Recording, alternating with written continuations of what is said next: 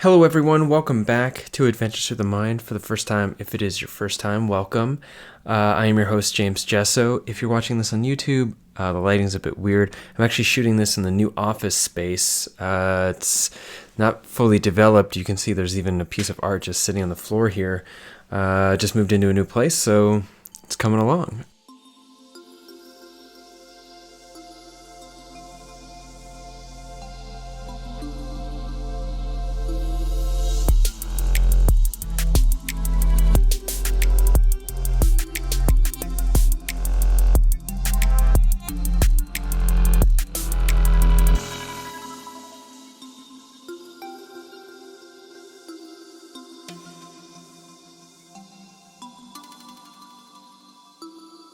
I am happy to bring you this upcoming episode with Maria Papaspyrou, who I really hope that I pronounced your last name correctly, Maria. I did not check in with you before sort of spontaneously shooting this intro this morning. And it sort of follows along a bit of a theme over the last few episodes, in particular themes about basically mental health consequences coming out of psychedelic use. If you listened, I recently released an update to the situation that happened to my colleague Tobias, which I mentioned at the beginning of episode 102, and also similar content was addressed in 103 with Shane Moss as he talked about his psychotic episode as a consequence of psychedelic use. In fact, at the end of Shane Moss's episode 103, I made a comment about how he might have benefited from a Jungian psychotherapist to help with his integration process. While Maria is a Jungian psychotherapist, or practices psychedelic integration with a Jungian psychotherapeutic model. Maria is an integrative psychotherapist and systemic constellations facilitator in private practice in Brighton, UK. She has given talks and published articles on the sacramental and healing properties of entheogens, supporting their reintroduction into psychotherapy.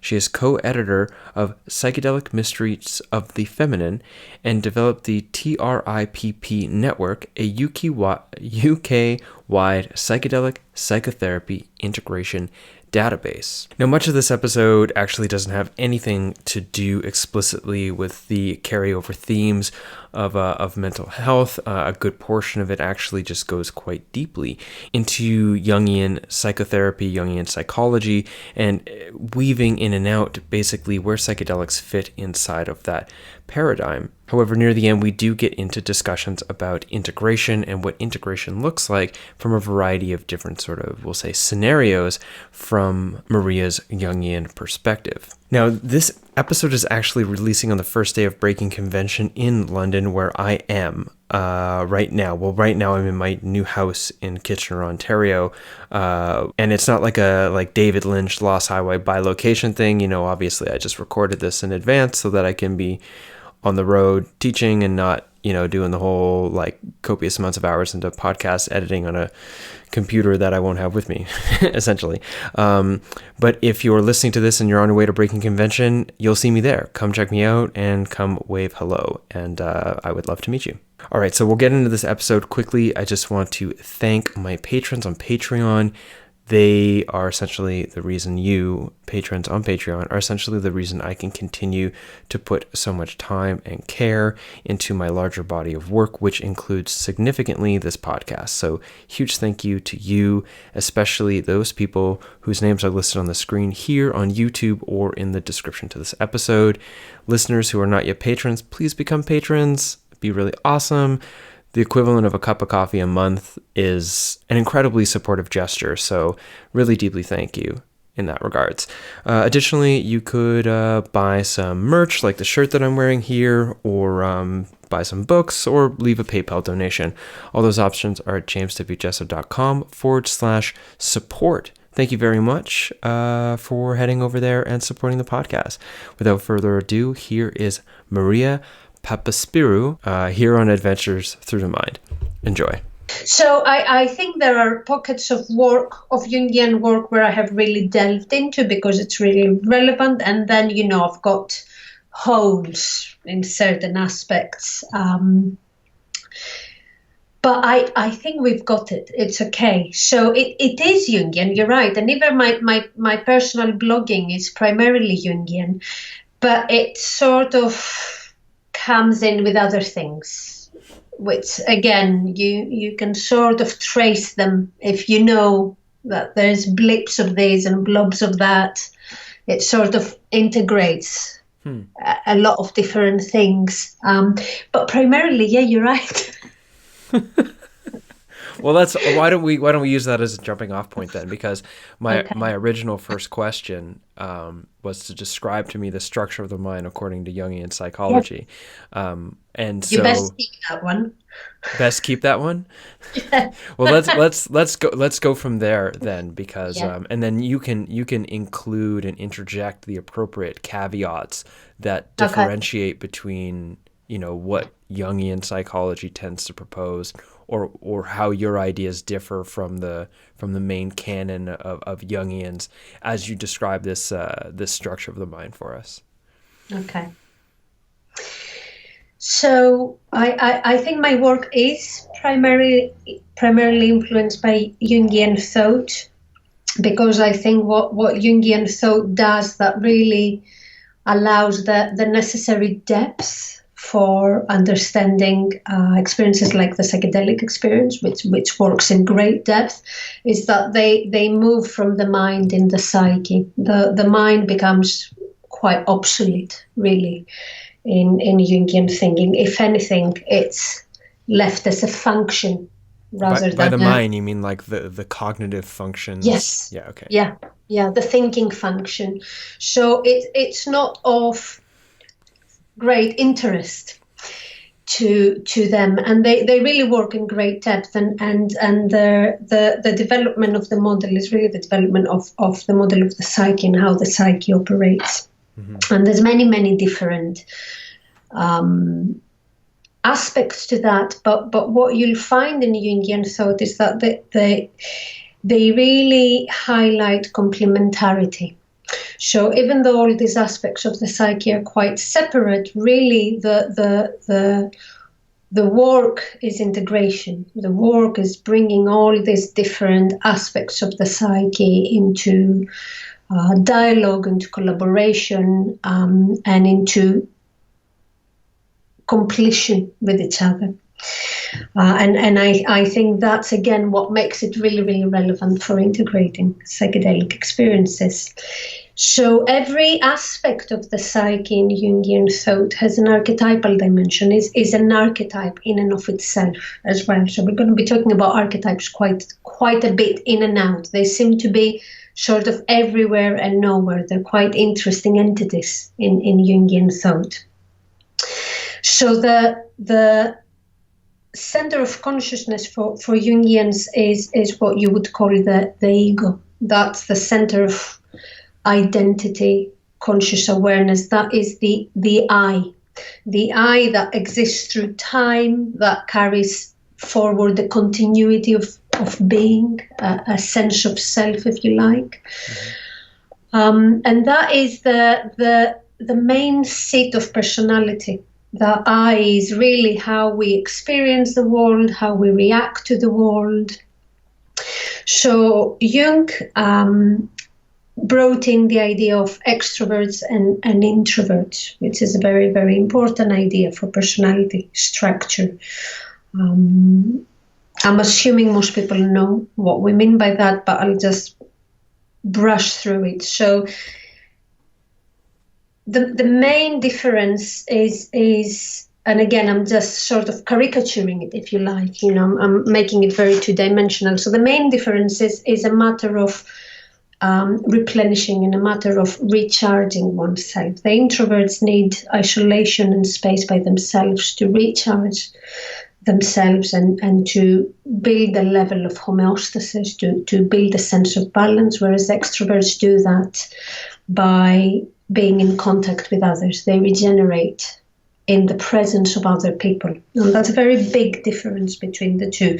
And as we will talk about individuation later on, individuation is the function of being able to separate from the whole and carve your own way. So being an introvert really supports this process to a great extent. It doesn't mean that extroverts can't individuate, but they have to find a way to do it in the midst of other people. It needs sufficient time with the self, the process of individuation. So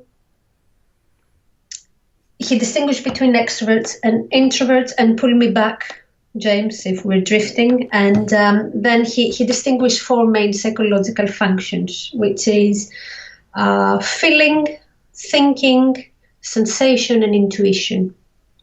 Feeling is feeling, thinking is thinking, sensation is the tactile experience of the world, is a very embodied place, and intuition is the intuitive function. And he postulated that we all have a dominant function, that our ego forms around.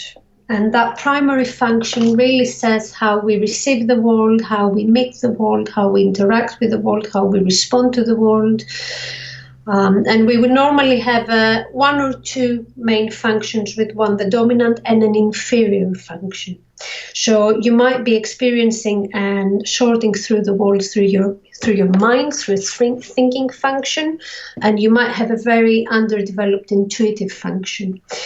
If you are to develop in your personality, you really need to focus on your inferior function in life. And again, Jung does that quite a lot. He goes to the weakest link and he says, bring it to the surface and work with that. So the inferior function is the one through which our unconscious will leak through, because it's the less developed and therefore the less defended and censored area. So I remember they gave us, I was thinking that when I was thinking about it, they gave us an exercise in one of the trainings I did many, many years ago. And they asked us to choose our favorite fairy tale as a child, which in and of itself is really interesting to reflect on. And then write a summary of it not with our dominant hand, but with our other hand. So if you're a right-handed person, to write it with the left hand, and if you're a left-handed person, to write it with the right hand. And what happens when you try to write with your inferior function, in a way, we'll call it that, if you try to write with the other hand, firstly, because it's really difficult, you cut through the crap and the details, and you really go to the heart of things, because you struggle to do it. And if you take the text through then and you really look at it, the unconscious is just screaming at you. You know, instead of the fairy tale, you end up essentially with your life story. It's a really fascinating process. So the inferior function is the one that really helps us see beyond our well-versed ways and our well-developed ways of being in the world. So ego is an aspect of the self. There is a distinguishing self. We're making a distinction in the self here. We have self with a capital S, and we have self with a lowercase s. With the lowercase s, that self is the egoic self. It's the center of egoic consciousness. The self with the capital S that we will talk about later on is a much bigger space with much more vast psychic entity. So consciousness on an ego level rests on selectivity, and that's the Aldous Huxley's reducing valve. And it is the ego that does the selectivity of what remains in consciousness and what gets delegated into the unconscious. So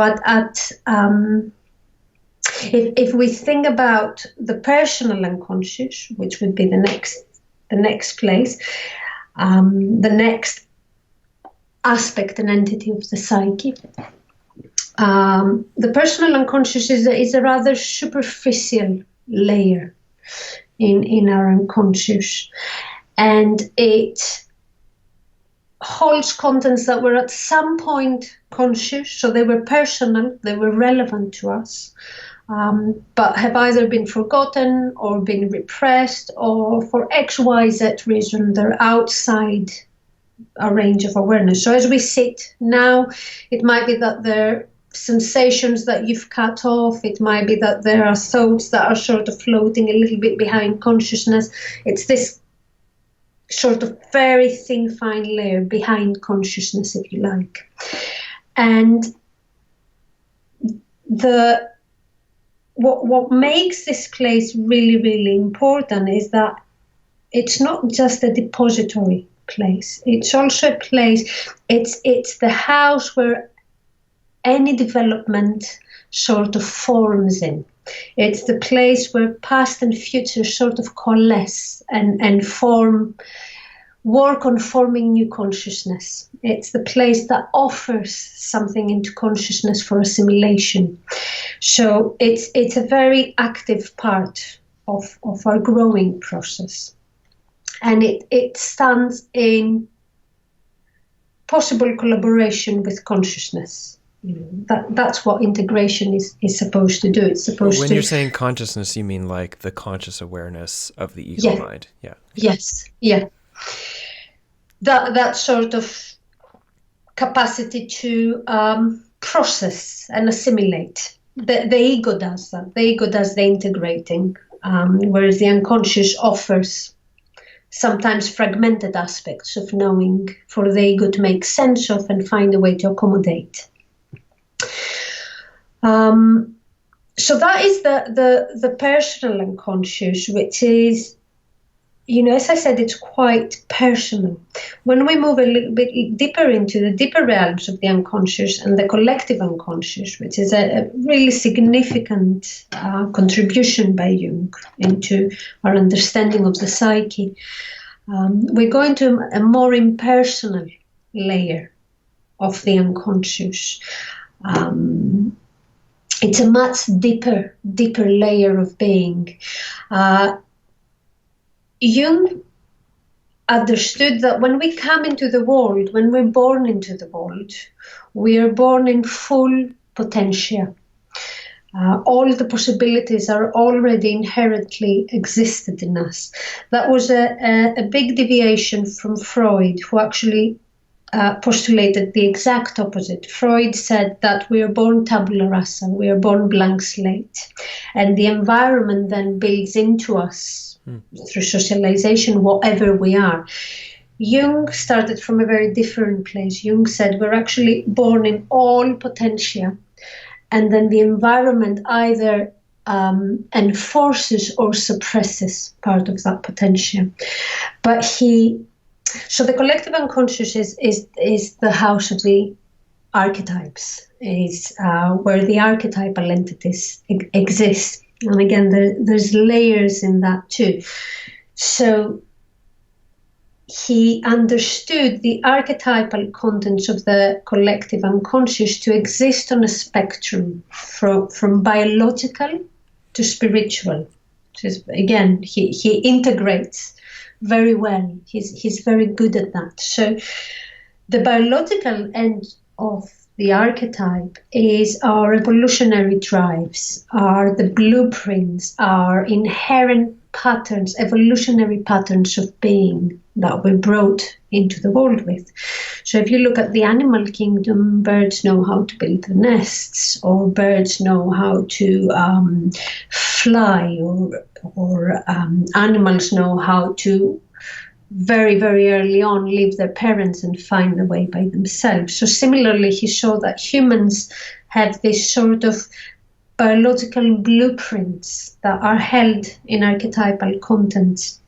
And that's the biological end of the archetypal spectrum. Then as we move through life, very significant figures like our parents, our authority figures, aspects of nature, aspects of culture, significant life events like birth, death, marriage, all of these things then create archetypal content that is moving towards the spiritual end of the archetypal spectrum. And all of this have found ways into our myths, into our stories, into our religions. This is content that we have tried to find expression for one way or another. We have tried to find forms to fit into.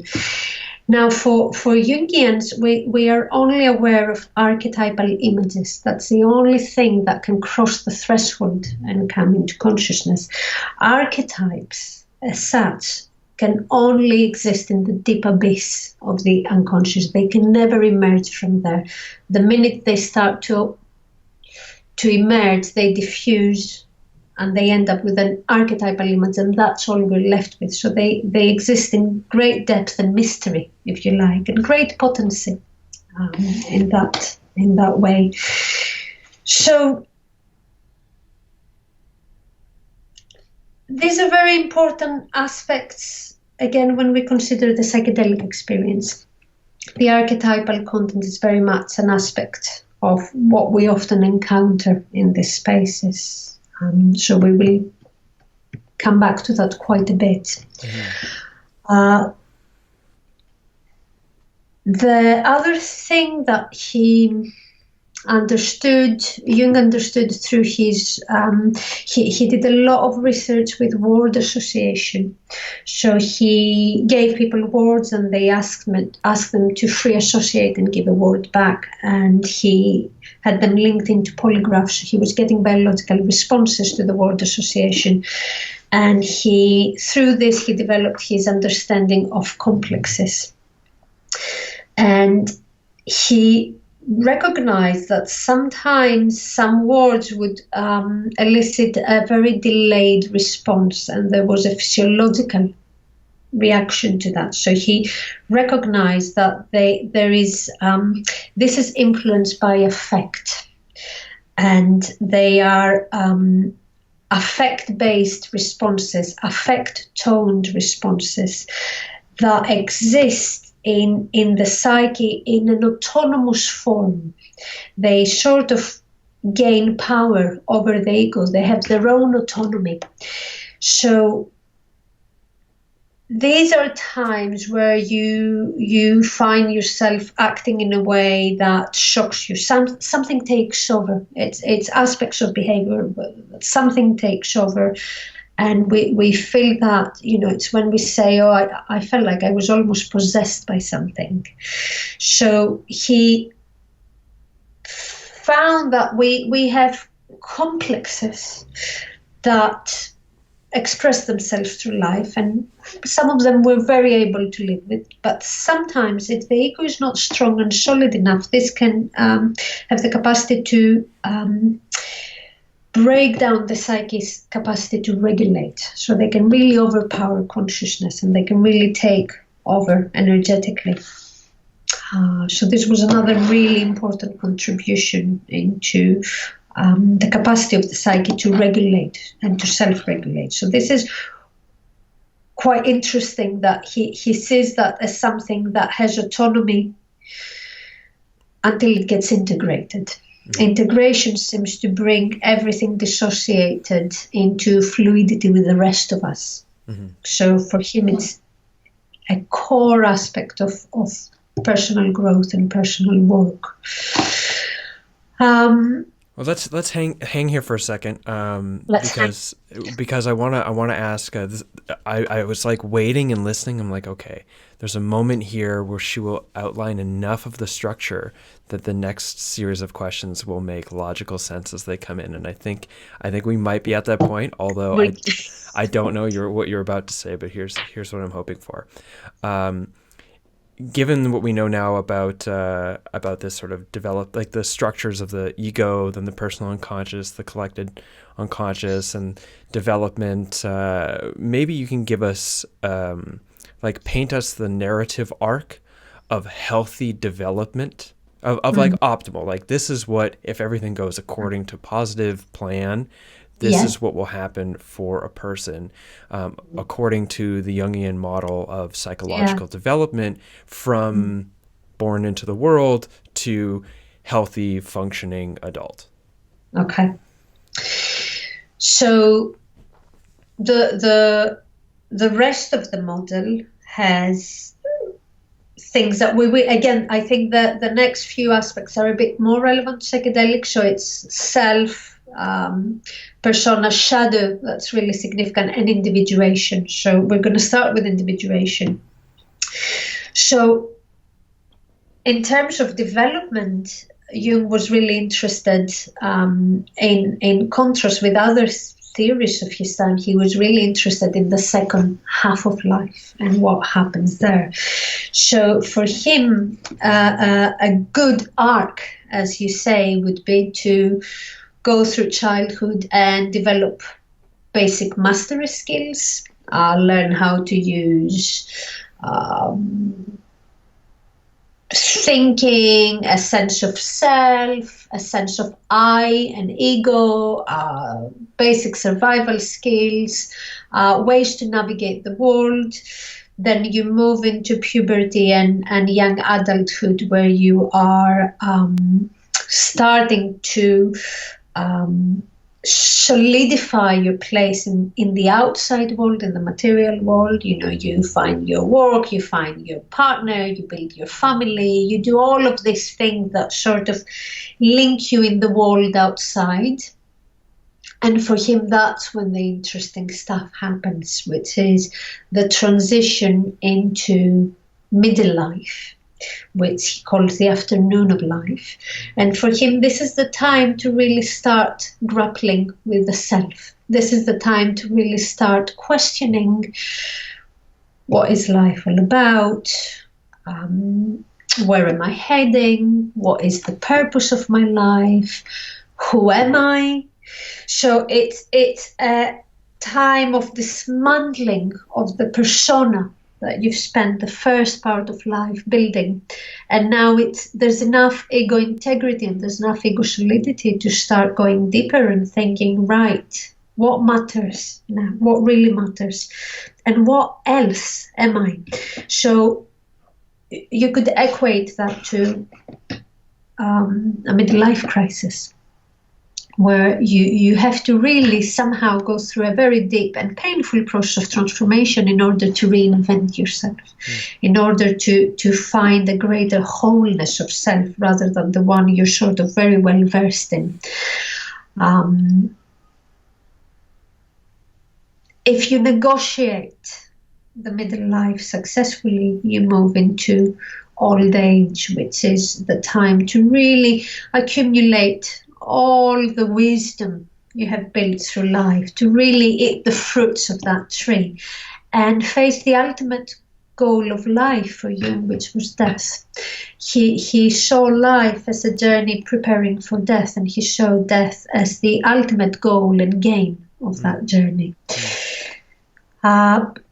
Things don't go so well, and things don't move in such a linear fashion, and you often find that people might have had their midlife crisis very, very early on, when something very traumatic has happened. You know, if you're in puberty and you lose both your parents, you really start grappling with the big existential questions of life. So it doesn't always happen like that. So this is an ideal arc, if you like, or how he saw it. But he certainly saw inner work belonging to the second half of life, and experiencing the fullness of life and really engaging with it externally as being the absolute goal for the first half of life. Mm-hmm. So then where is individuation in all of that? Is individuation just getting into that middle half of life? That is where you're at the work of individuation? Yes. Well, and I think individuation is really an ongoing process, because every little bit is part of that journey of actually getting to the place where you're able to then consider all of these things. So individuation emerges from the self, the archetype of the self, that vast place where everything is included, every potential is included. What is really fascinating about the thinking around individuation is that it is a journey of assimilating your past, but it's also a pull from the future. So and he brings the future into inner work, which is really fascinating. So there's this idea that the future potential self is actually bringing out a calling, if you like, through life events, through initiations, through usually painful trajectories. It's not to be romanticized.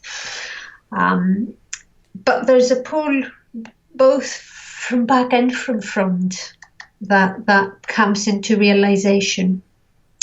Individuation is a never-ending path. You never reach a point in life where you say, I have fully individualized. It's a process of assimilating the tension of the opposites, both externally and internally. So individuation rests on our capacity to bear the tension of the opposites long enough until they give birth to something else, which is either a new attitude to life or a new attitude to self, that integrates them and supports their union in a new entity. So there's this alchemical axiom, the axiom of Maria, that alchemists used to, that belongs in the alchemical world, but Jung was very interested in alchemy as a way of personal transformation and spiritual realization. So I will deviate here, but it says out of one comes two, out of two comes three, and out of the third comes the one which is the fourth. So from the unconscious you get some sort of differentiation and other emerges with attention. The third is a potential solution, but it really crystallizes in the fourth, which has its own hellness as it is at peace in and of itself. So this is the movement of individuation. It's a movement of differentiation and crystallization of something new, something else that didn't exist before. Something that I'm finding I'm really appreciating about this is something that I've been looking at a lot recently, which is essentially aging. I mean, I'll leave the dying thing to the side for a second, although it's clearly always is on the top of the most relevant things that we could be talking or thinking about or wondering about. Yes. But is this aging concept, because I understand here in Canada, perhaps also in the UK, most of the sort of Western dominant cultural models tend to, at least recently, sort of put the apex of life in sort of the full bloom of youth, somewhere between like 20 to 30, and then 30 starts the downhill, which is eventually 50, which is over the hill, and then from that point it's into senior citizen status, which is essentially like, like lower class status. It's a very ageist concept. We're focusing on like the height of life is the height of our physiological competence and mastery, and that everything prior to is trying to train us to be there, and then from then on it just gets worse. And I see this in a lot of the sort of like self-critical and fearful ageism that we hold against ourselves, like, oh, I'm getting so old, oh, I don't want to talk about my age because I'm 33 or something, rather than celebrating. It's like I in many ways I defied the odds and I'm still alive at 33, and I see this move towards understanding how we've, as a culture, really deprioritized and sort of removed a valuable place in society for people who are older. And at the same time, I see that there's really complex issues at play here. So I don't have any definitive, like, this is why this happened, this is how we fix it. But the shift towards recognizing that the later years in our life are actually incredibly positive, hold for us incredible possibilities for continued development, understanding, and just like actualizing this life that we have, co-created into being, as something really positive. And one of the big stepping points for me was a few years ago when I was reading Alejandro Jodorowsky, and he said something along the lines of, you don't even know who you are till 40. And that's when the real fun begins. So I really appreciate that opening to being like, oh, hey, just because you have, it's the idea like, oh, you haven't made your first million by 25. Well, you've pretty much failed at this point. So why bother? Yes. Yes. Yes. Is there anything you want to say on that? Yes. Well, yeah, a lot. I think this is the big loss of our times. I think it comes at a great cost to all of us collectively. The fact that we have sort of sidelined the wisdom. We live at the age of information and knowledge, but no wisdom. That seems to be falling through by the wayside. And we are, with social media and how societies are developing. And here I do show my age. Oh my God, the youth. But, it's a very persona-focused society, and the youth is the time where you build your persona. And there's a mastery to it as well. It's not just to be sort of put in the rubbish bin as something superfluous and superficial. There's a real mastery that comes into building a really well-functioning persona, as well as to building a full shadow. They're both very valuable, but we are losing as a society if we focus only on one aspect of life, because what we exclude really is the things that also technology is coming little by little to somehow alienate us from, and these things are illness, disintegration, and death.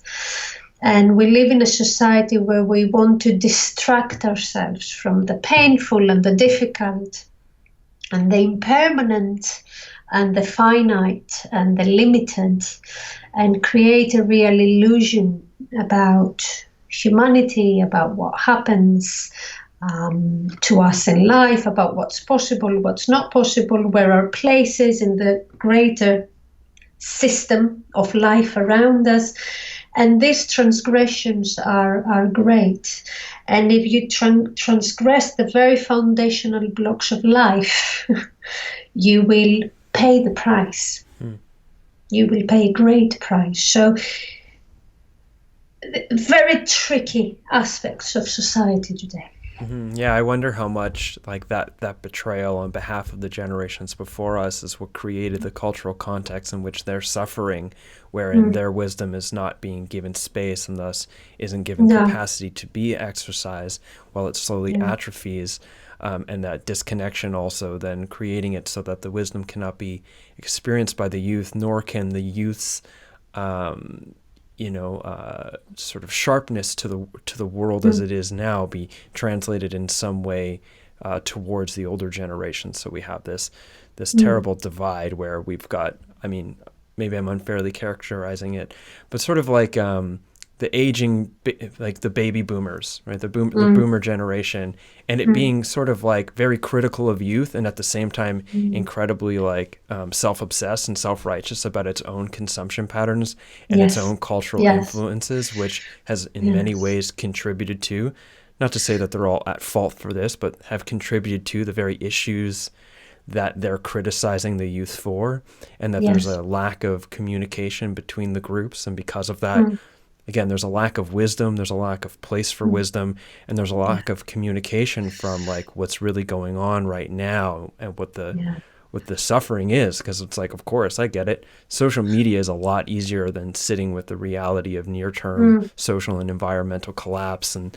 the idea that if I did have a child, there's no guarantee that it would make it all the way to maturity without knowing explicitly what it's like to have to fear whether or not your neighbor is going to come in and rob your food supply, or if there will even be food supply, or if everyone's going to be living in tiny little packed places because climate change has created such a mass migration issue that we're living in something similar to Children of Men, that movie from several years ago. That there's no sort of like cross communication between the groups that could maybe help us triangulate a way of showing up to these issues collectively. We are navigating very, very crucial transition points, and we are at the point of absolute crisis in many ways. And pockets of the population are facing up to that, and pockets of the population find it really difficult to do that. And, between us, we hold the balance, I believe, as well. Between us, we hold something that moves and shifts and forms collectively.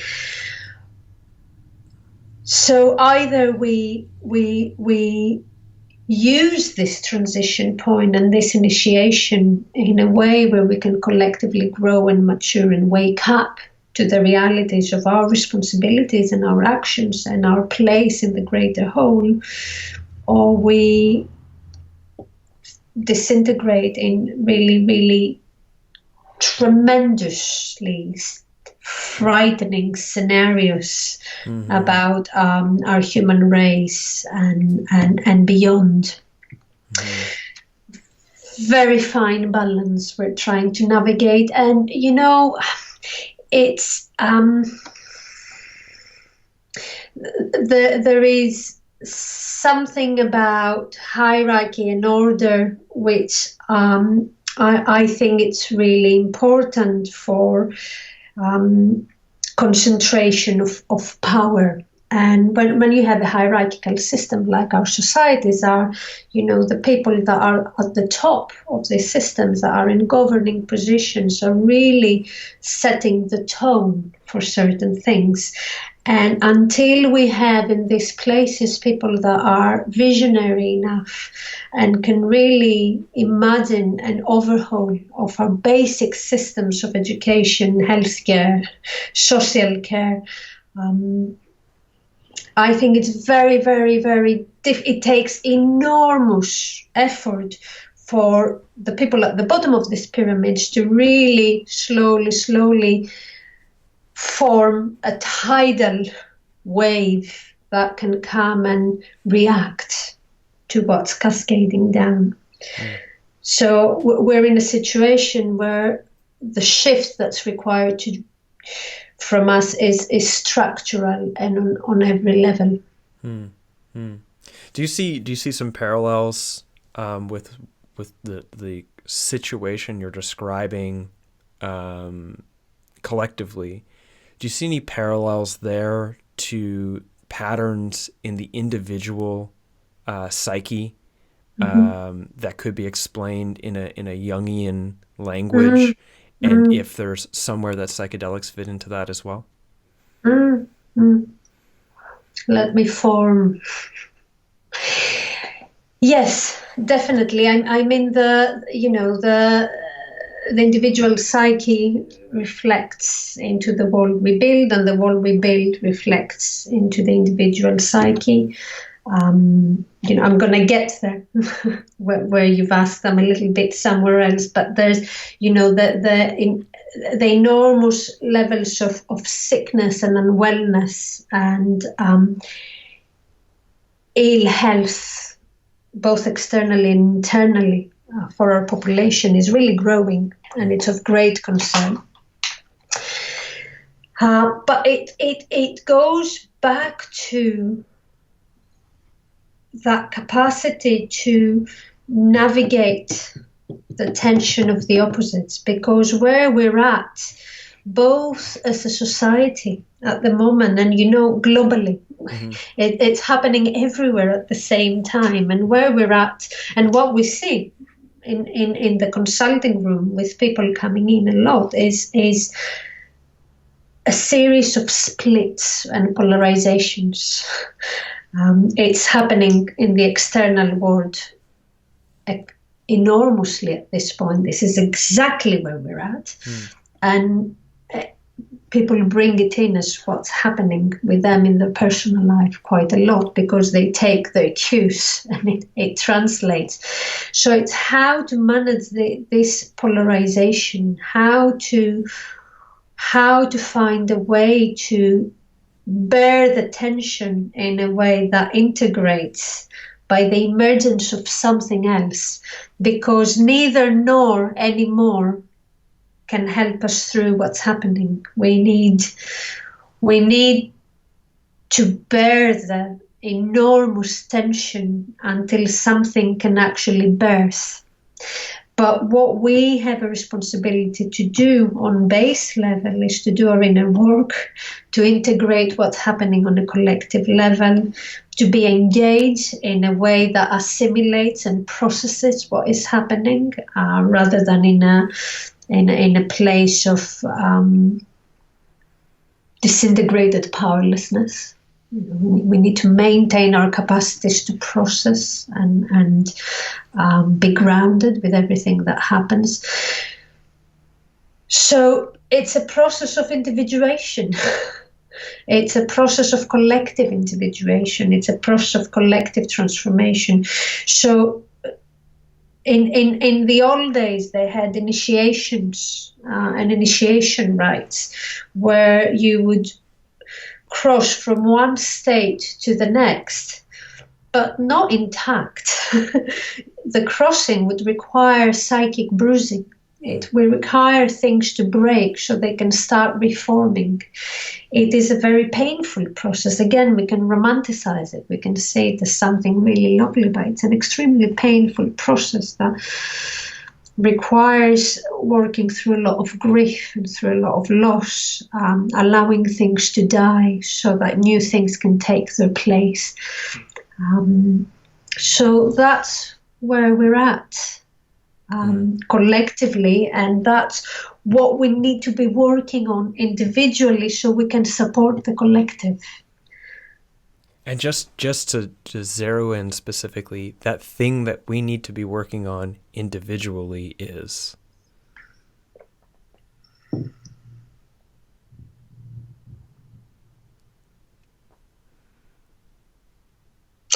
Our capacity to integrate our shadow. Our capacity to really access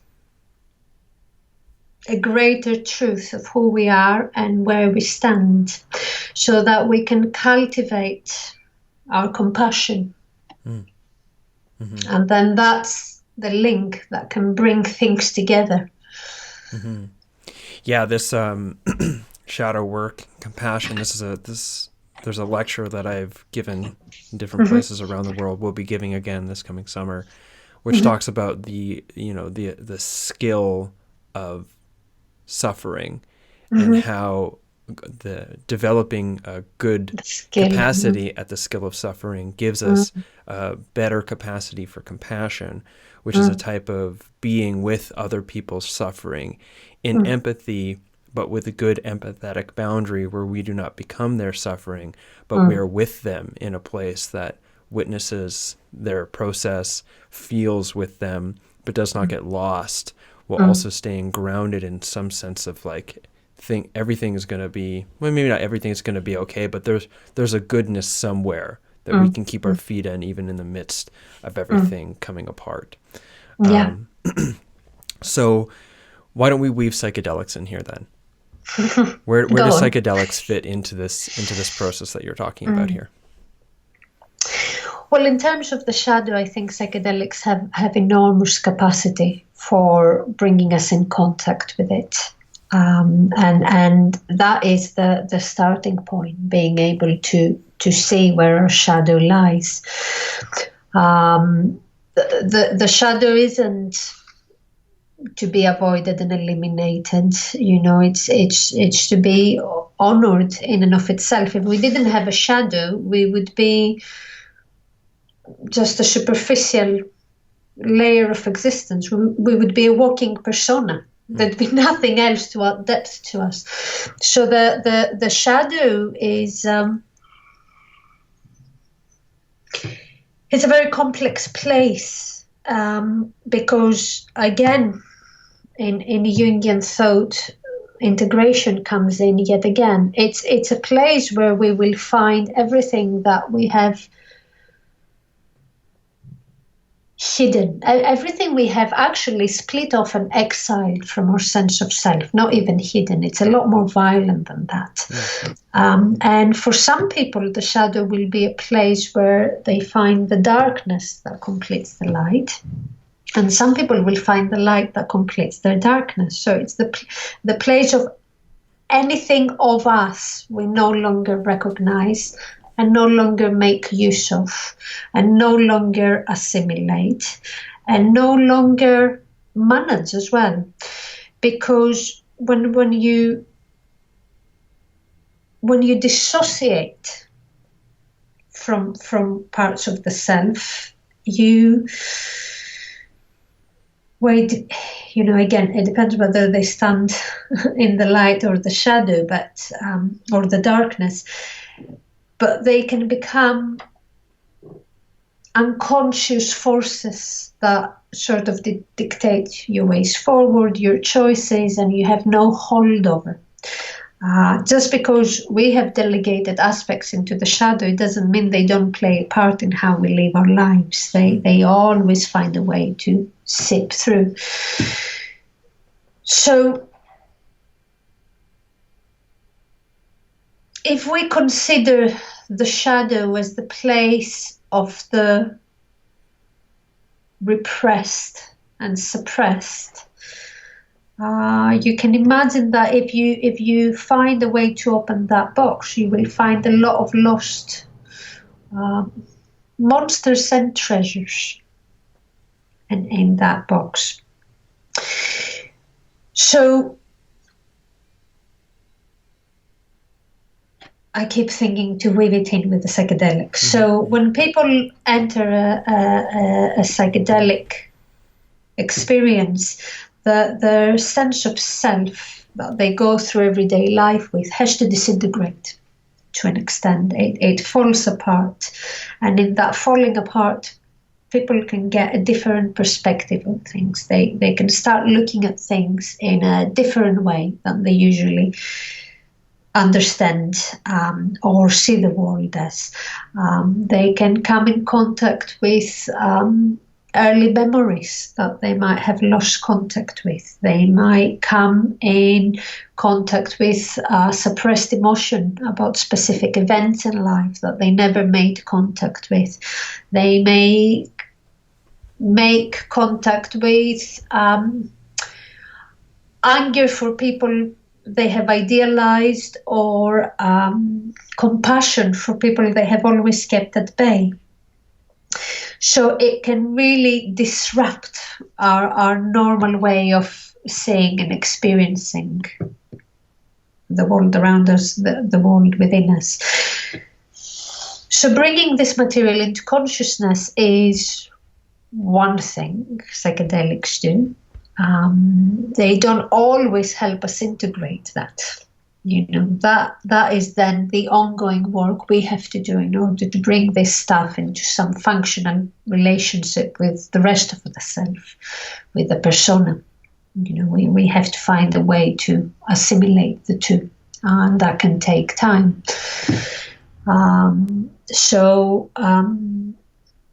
I remember I worked with someone many, many years ago who had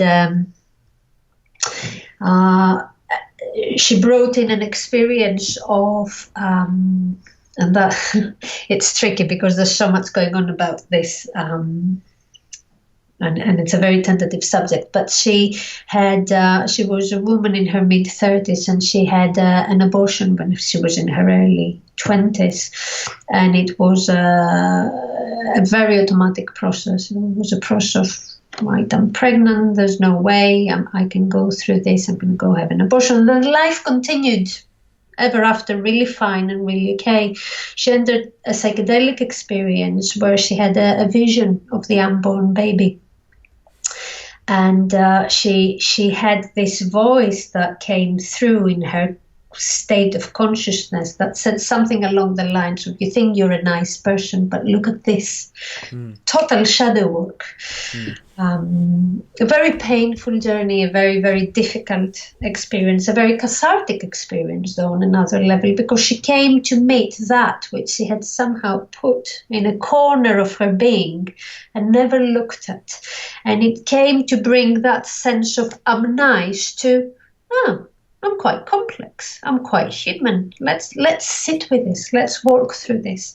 Let's look at that aspect. Where else has it been? How else am I?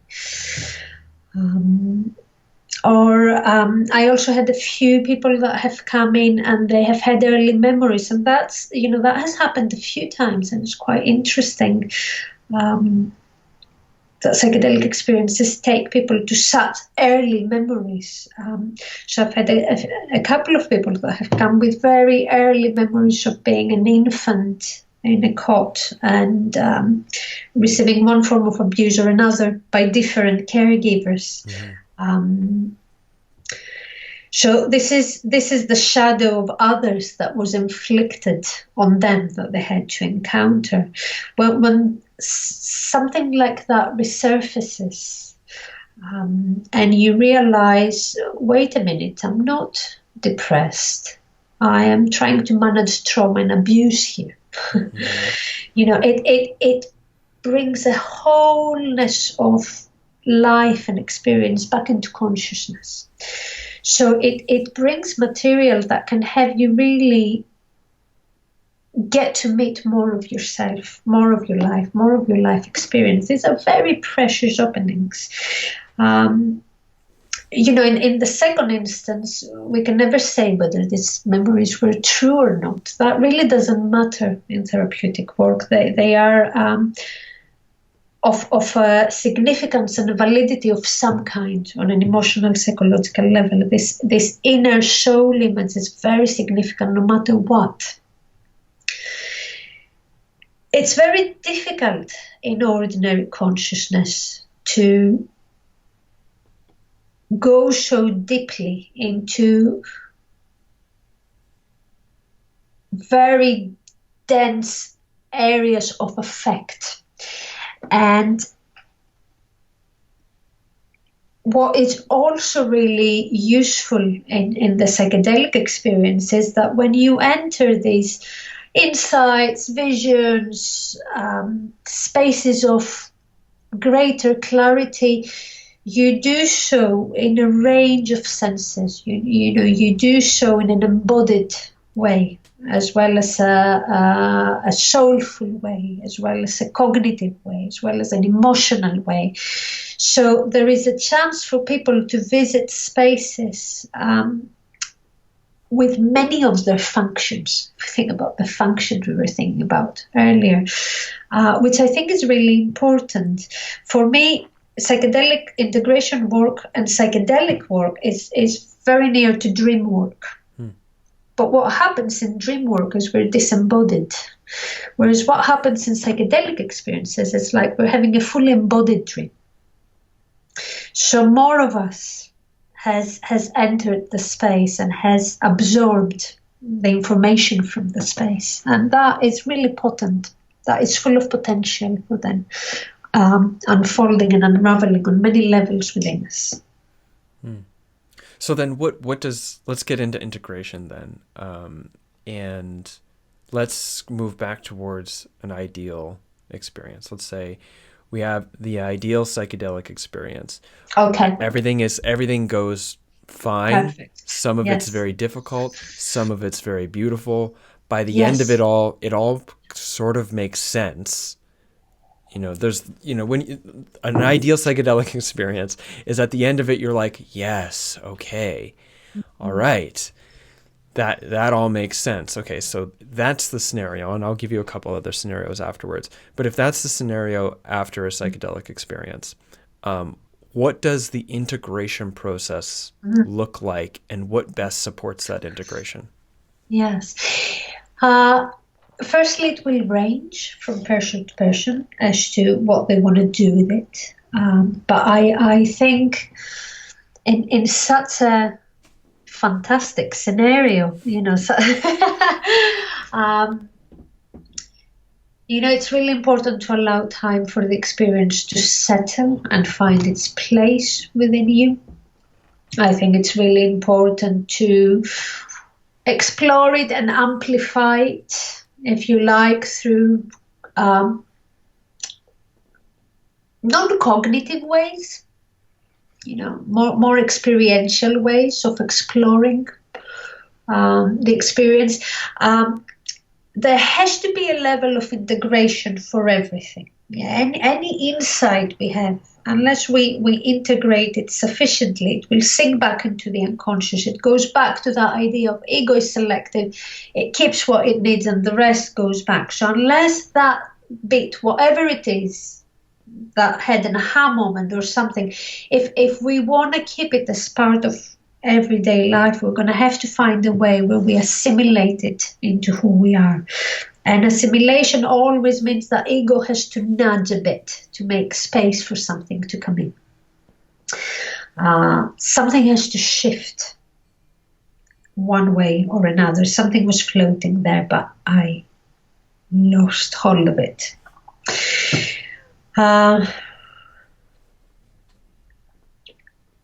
So, integration in this way might be going for a walk in the forest or taking time by the sea and just really taking time to be with self.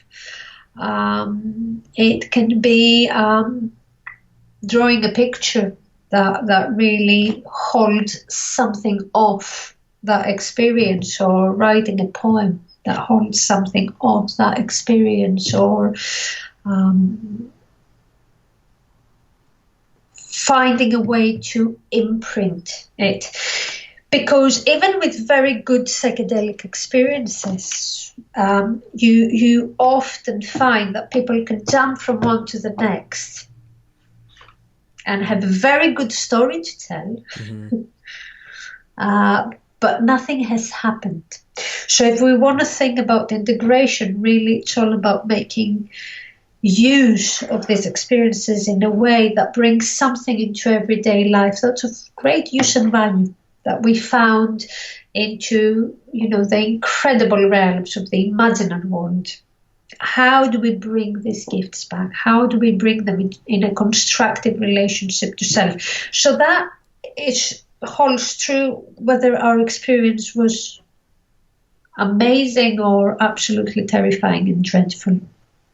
That is something about maintaining responsibility for our unconscious, for our processes, for the choices we make in life, and not outsourcing that to various psychedelic experiences.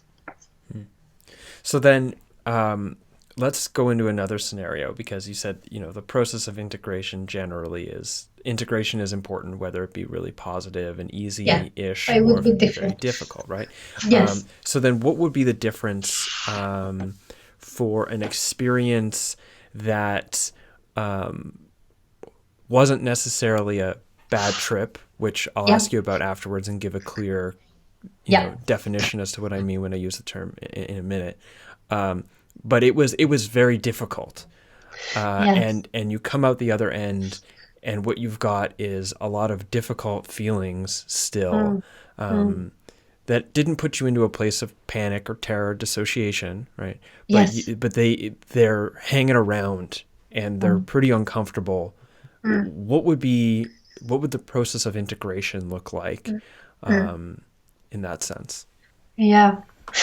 So again, there's the details and there's the general arc, because in the details, it would be really interesting to think what images, what content, what themes emerged, what was the mood, and what that means for that person in their personal life. So what psychedelic experiences do very often is so that will work from this point onwards. In terms of difficult experiences, that will apply to, I think, what you might have in store, which sounds like a worse version. But a psychedelic experience can bring in layers of unresolved trauma from the past.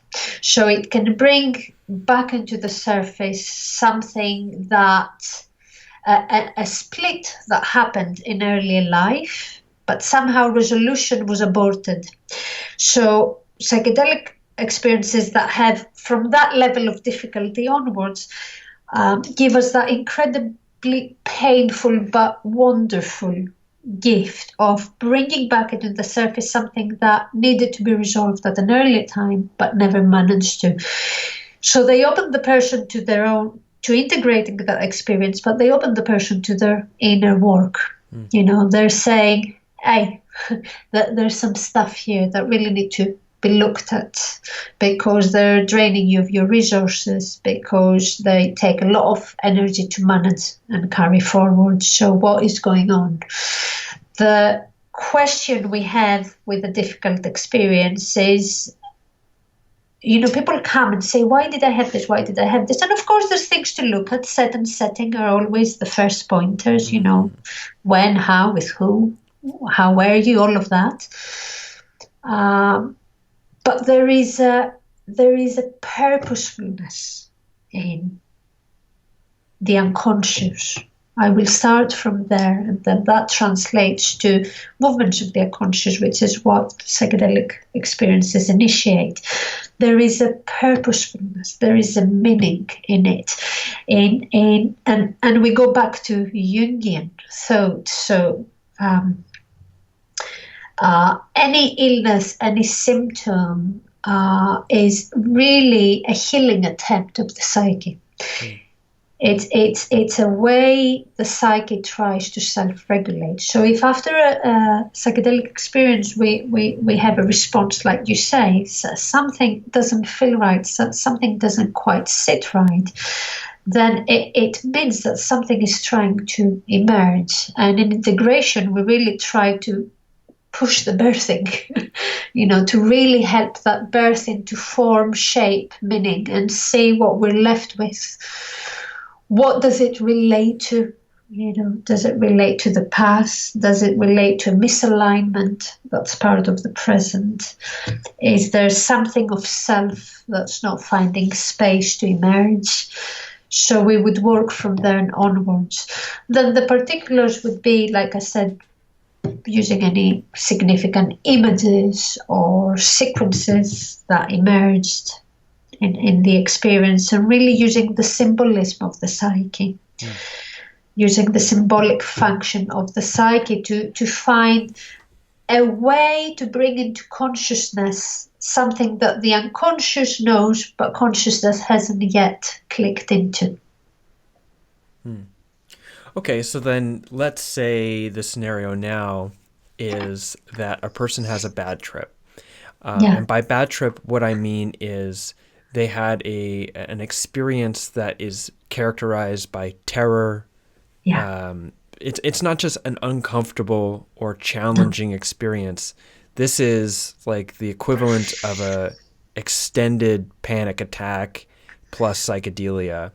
And afterwards, they're still very, very upset by it. Be it bad set and setting, or be it just like something just went wrong, too much dose. Maybe they entered into a hypomanic situation or a transient psychosis or something. But it was like really not, moralist. I don't want to use too much moralistic terms, but it was bad. Like it was nothing about it seemed good or functional. And now they're dealing in the aftermath of that. What does integration or say rehabilitation look like after an experience like that? It's a very different way of working here. So for me, it's really, really, really necessary. Personally, I would consider it strongly advisable, even in the previous example, that there's a therapeutic environment to do this work. In this situation, it's an absolute essential, because I think that we need containers that have a working knowledge of the soul, working knowledge of the psyche to really contain an experience like that.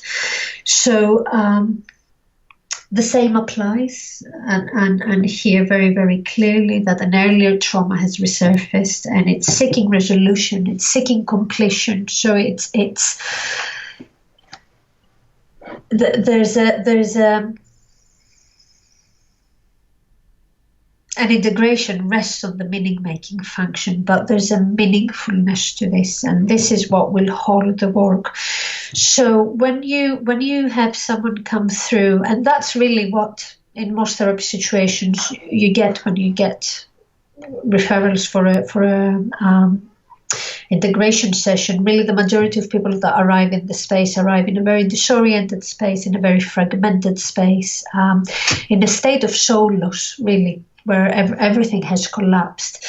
And you cannot really do any integration if the ego function has collapsed. Mm-hmm. So some people will arrive in the space with experiences of boundary dissolution, derealization, visual and auditory hallucinations,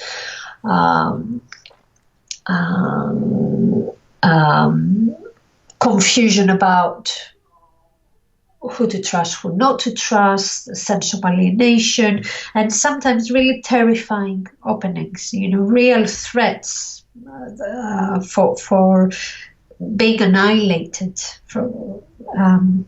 that people find very difficult to contain, because people can be thrown from one space of let's have fun with friends to what some people would call a psychiatric emergency, some people would call it a spiritual emergence. So you have to work very carefully here, firstly with assessing where the person is at. Ideally, what you want to do with people is to allow that process to reach a completion without aborting it. Because if a process is aborted, they will need to pick it up at a later stage in life. It's not avoided as it was aborted, very, very likely at an earlier time. But when you encounter people in the first instance like that, the first task is really to slow right down and not do much inner work. The work here is slowing down, grounding, separating the ego from the unconscious, because they have merged. The ego has dissolved into the unconscious, so it doesn't have any sense of ground or direction. So the first task is to start separating the two and solidifying the ego function, because only that can do the assimilating. If the ego function isn't functional, it isn't in a working process, order, then no assimilation can happen. This is what we need to do the work.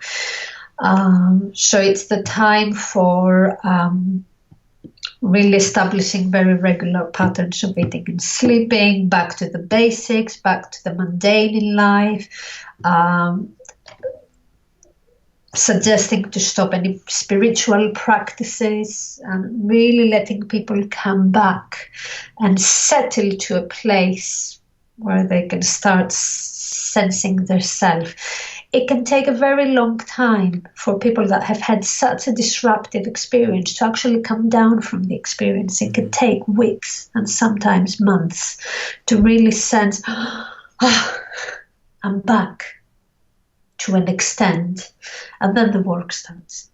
So the work really here is holding and containing and supporting the process to unfold, and it takes a lot of trust to stay with that process. It's one of the most difficult processes to work with when you have someone with a collapsed ego consciousness, where nothing holds, everything is too fluid to make sense of. So it's a very different way of working. The ultimate aim is the same, but the pace and the rhythm is very different, and the priorities are very different. The priority is to establish contact with ego first, and then go into the meaning making and the abstract thinking and the symbolic of the experience when the person has managed enough. Sometimes that's not possible. Sometimes you might need to consider psychiatric consultation, you might need to consider further avenues, but really you have to hold out until it's absolutely necessary. And the attitude we will have towards the unconscious in this process is very, very important, and it's what will hold both the person that's gone through that terrifying experience and the practitioner working with them somehow grounded in the work.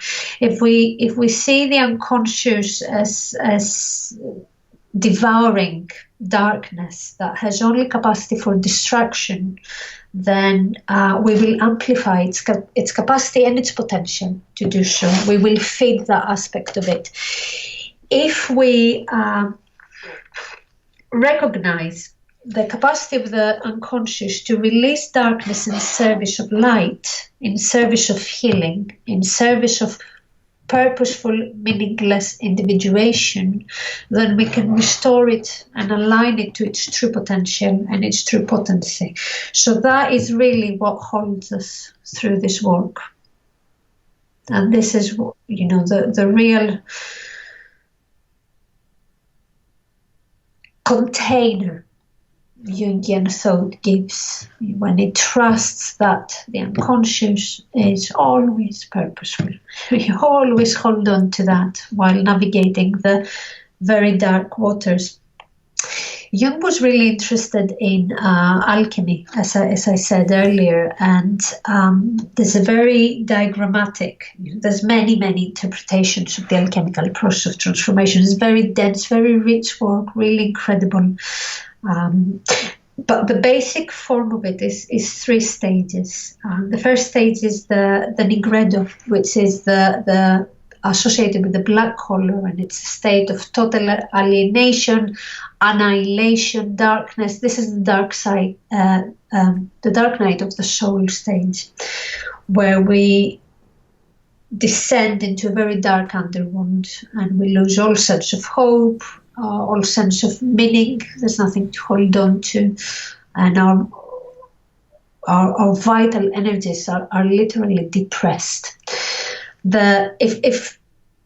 If the alchemist in the alchemical process, but the person experiencing that initiation navigates this stage successfully, they transition into the albedo stage, which is associated with the white color. And this is the stage where new insights are starting to emerge. New possibilities are starting to come through. New things are just starting to form. And again, if the alchemist and the person initiated manages that stage successfully and navigates it to completion, then that gives way to the albedo stage, which is associated with the red color. And in this stage, the earlier insights are integrated into everyday life. This is the final stage of integration. Mm. So the preliminary stage of integration is a union of mind and body. But the last stage is mind, body, and ultimate reality. It has to come back into the life we live for it to really become integrated. And the ego has to structurally shift to accommodate this change. Beautiful. Yeah, I appreciate weaving that weaving back in. Like, it has to come into your life, not just as ideas that you have, but in ways that you show up to the world and to the other people who constitute the world that you live in. So the final integration trip experience example. There's another. There's a final one, which is sort of like, it kind of floats around. It's not really bad. It isn't necessarily good. Doesn't seem to have any whatsoever for our own life. I'm thinking about experiences that are just way too big to comprehend. Yeah. And they're not necessarily like, oh, it was too big for me to comprehend, that my mom didn't come to pick me up when I was a baby and crying. But I mean, like, I saw the face of, like, the Pleiadians, whatever it is, or I like the kind of experiences that could be described on like a full breakthrough dose of DMT. Like, I saw that other realities exist, or I contacted with aliens, or I realized I am God, I am all of existence. The sort of like stereotypical 5-MeO DMT experience. what does integration look like for people who come out and they're just kind of baffled with, well, what does reality mean now that I've had contact with aliens, or I realize I am God? What kind of integration support do you offer somebody in that situation? It's very difficult. It's a very difficult space, because I think you come up against really existential and spiritual matters, which take you to the collective. These are archetypal encounters, and I have. We started running an integration circle in Brighton, where I am, and that comes often. I saw the world, and I saw the evil in the world, and now I'm carrying all the evil in the world, and it's very, very difficult to integrate when someone stays with a collective dimension of it, which is not to be excluded, but for it to be worked through, it needs to be brought into the personal. And I think here you need to be weaving through the collective and the personal back and forth, because none is to be, I can't hear very well, none is to be neglected or excluded. Both are personal. Not all of it needs to be in a therapeutic space. Some of that does, because it can be. My mind is going in a couple of directions, so I'm going to hold. So one aspect of this is that you have to separate in your psychedelic experiences what belongs to the personal and what belongs to the collective, what belongs to the mystic and the mythical, and what belongs to the personal dimensions of life. And you have to accommodate things where they are, but you have to keep weaving through. So when we start with a collective of I saw all the evil in the world and I'm carrying all the evil in the world, we have to retrieve that part of this that is a projection, and bring it back into self. And how is this personally relevant? What of self is in the whole? What of self have we witnessed there? Now, the other aspect of this, which is, I think, is the difficulty. I think when we work with psychedelic experiences, we have to find a very, very measured and mature place, I think, that sits in the middle of proponents and opponents of these experiences. And I don't think we can really serve the people we have to work with unless we find that place that heals the splits of the two. And we have to really take each case in its own merit and really see which end of the spectrum does it lean on. Has this experience contributed to growth, or has that experience stunted the very growth it's supposed to do? Because that can happen again with psychedelics. And I don't think that gets recognized a lot, so I don't want to lose my train of thought. So what a lot of people end up doing after such experiences is that they can rely defensively on archetypal powers. They make contact with an archetypal force, and then they defensively hold on to it, either because it fills the void of mundane everyday life, or because it completes a sense of incompetence in themselves, or it secures an innocence. Oh, I saw all the evil in the world, and it keeps them in a very innocent place. So we have to really question what of it is defensive and what of it is in service to growth. So how it's used is going to be really important. To stay there in the enormous, in the archetypal, in the collective is not going to be really possible to assimilate. You're going to have to come back to self, and from there, not lose that from sight, but start the work internally. Does that make any sense? Yeah. That, well, I can't answer for the listeners, but it makes perfect sense to me. Here. Although I'm fairly, I'm familiar with thinking about these ideas, so I was like, oh yes, of course. Hopefully the listeners had a similar experience as they were listening. Let's draw to a close. And I have like a final question that goes into the book that you just helped bring into the world. Okay. Although the content of the book is a slight deviation from what we've sort of been talking about.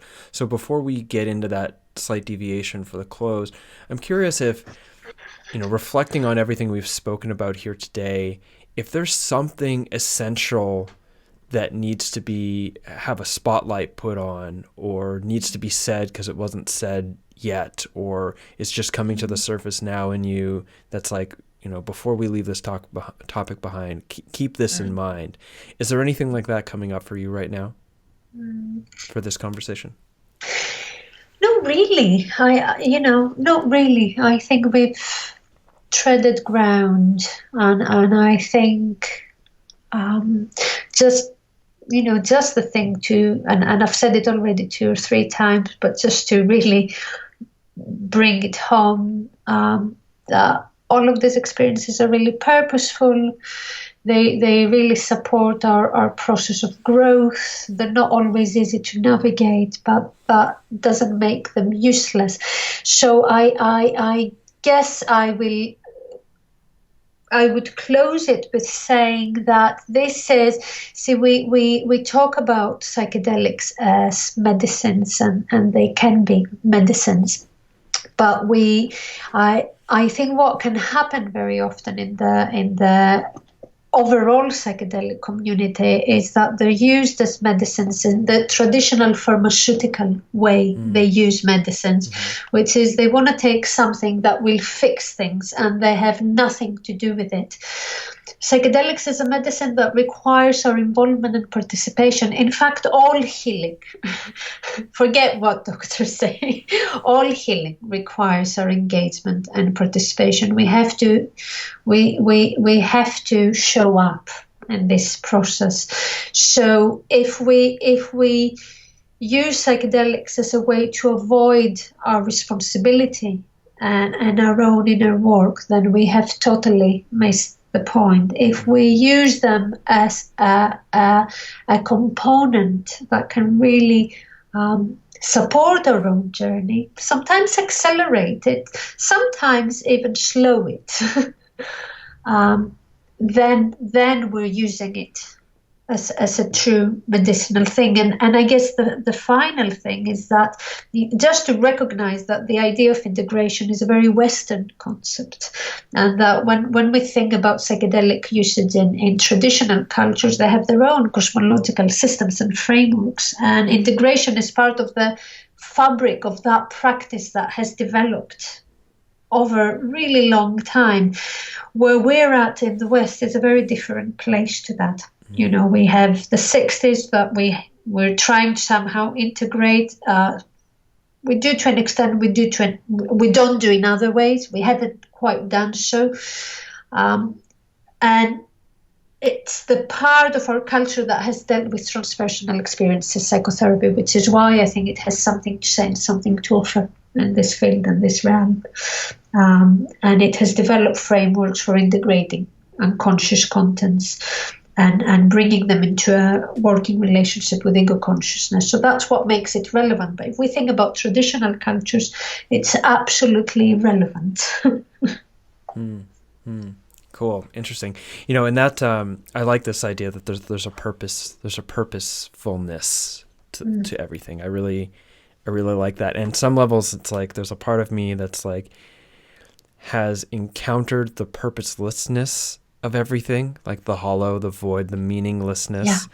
Yeah. And then there's another part of me that's like, well, if that's the case, then it doesn't really matter if I choose to give purposefulness to everything, because if nothing means anything, I might as well make it mean something good. And if it's all up to me or whatever, right? But I really like that you celebrating that.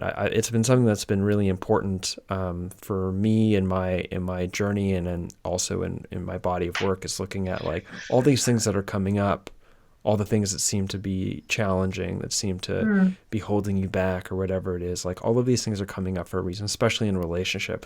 All that old crap is coming up because, I mean, I could say, because you're a broken person, you're just fucking everything up because you're, whatever, your shit's just getting in the way. Or I could say, and this is what I prefer to say, is that the nervous system knows now is a time, and it's bringing these things up to give the opportunity for healing. Yeah. So I really like that purposefulness. Yeah. And I'm just going to immediately segue into this final question, and I'm going to do so in a way that makes it almost like it's not divergent, which is, one of the chapters in the book that you helped edit and curate has a very interesting look at sort of the mindset of Western biological psychiatry, and how the inclusion of psychedelics into that institution is going to force us to step out of a certain way of viewing how we treat mental disturbances, mental illness, into a way that includes more sort of like a larger sensuality to it, in the sense of like a larger understanding of embodiment and sort of the improvisational poetry of working with, the content of the deep unconscious mind. And I'm not going to ask you to comment on that, but I will ask you to explain to us what this book is. Okay. And, what it proposes to offer into the current psychedelic discourse, and why it matters at this time. Thank you, James. So yes, the article is about medical logos and medical errors, and it's I'll go back to Jungian, my appropriation of Jungian thought, and I'll say, libido by Freud was used as the force of sexuality, whereas in Jungian thought it's the life force, it's the creative force, and it's how to bring that back into vitality, individually and collective. So the book is called Psychedelic Mysteries of the Feminine. And what we wanted to do was, on one level, offer a platform for women in the psychedelic thinking and academic scene to bring their voices forward and to talk about their experience or their academic work or their research around the intersections between the feminine principle and altered states of consciousness. And the book moves from the feminine as a concept, starting with the archetypes, to a very, very female feminine, gender-based feminine, as in the case of someone describing the psychedelic experience of giving birth.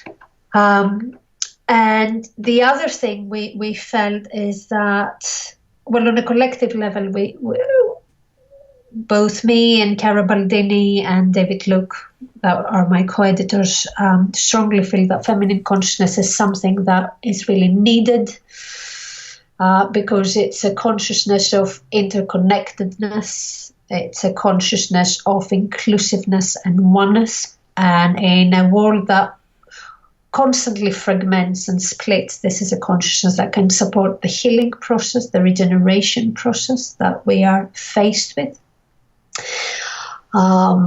So we have primarily women authors, but we also have male allies, because the inclusivity of the feminine principle means that this is work that belongs to all of us, and this is an element of consciousness that belongs to all of us.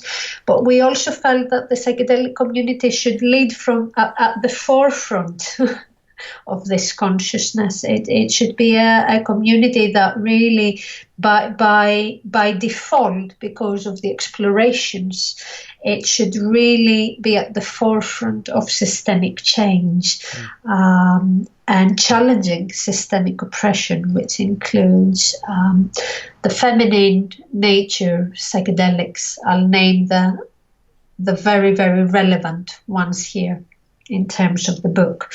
So it's challenging traditional narratives and paradigms and bringing thoughts, intuitions, and effects that come from a place of feminine consciousness.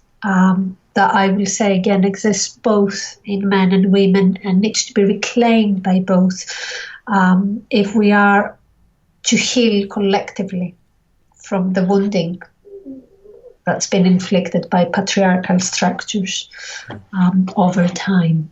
Mm-hmm. Yeah, it was, I haven't read the entire book, but I read several chapters out of it because I had limited time before interviewing you. So I was like, okay, whichever ones you wrote and then whichever ones piqued my interest. And some of them were really, really engaging. So thank you, James. Yeah. Well, let's final closure here. How do people find out more about what you do? Okay. Your website, your social media, how they might get in contact with you, because you also support integration therapy, and you're a practicing therapist as well. Is that correct? Yeah, that's correct. And then finally, where they would get the book. Okay. So, So my personal website is towardswholeness.co.uk. Probably put a link somewhere. And the book is available US, Europe, and Australia. It's now published everywhere, and it's is it published? I think there was a delay in the UK, but I think it's out now. Inner Traditions for States. I don't want to say Amazon. Well, you know what? I will save. Totally blank. Yeah, I will save. I'll save you here in this moment, and just let all the listeners know that by the time this episode comes out, which will be several weeks from this conversation, the book will definitely be 100% available. Yes. And links to where you can get it in each relevant region will be available at the show notes of this episode, right alongside. You said towardswholeness.co.uk. Yeah, that's correct. Okay, excellent. Thank you, James. You're welcome, Maria. Thank you for being on the show. And cut. Thank you. Whew, yeah, that went well. Yeah. All right, that's it for this episode of Adventures Through the Mind. Thank you very much for tuning in. As I mentioned in the beginning, I am currently in the UK, and if you would like to come see me, that'd be great. I will be at Breaking Convention, so come up and say hi if you're there. Although I assume if you're at Breaking Convention, you're not currently listening to this podcast because you're already getting flooded with all sorts of psychedelic content just by simply, obviously being there. You're likely not listening to the podcast on your way, but maybe you are, maybe you're not.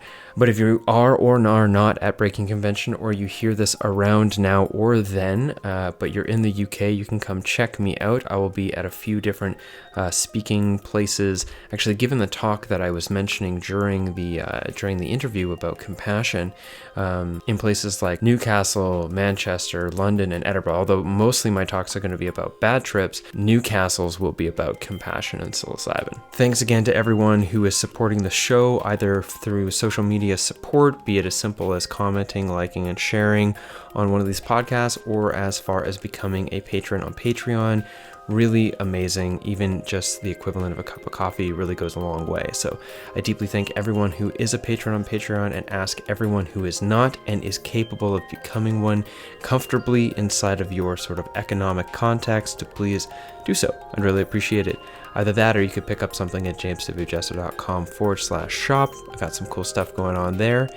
And some PayPal donations are also warmly accepted. So everything that you could possibly do to support the show is all listed at jameswjesso.com/support, or is linked in the description to this episode, wherever you're catching it. So huge thanks, and I will see you on the next episode of Adventures Through the Mind. By that point, maybe I'll have a more set up home office. Thanks. Take care.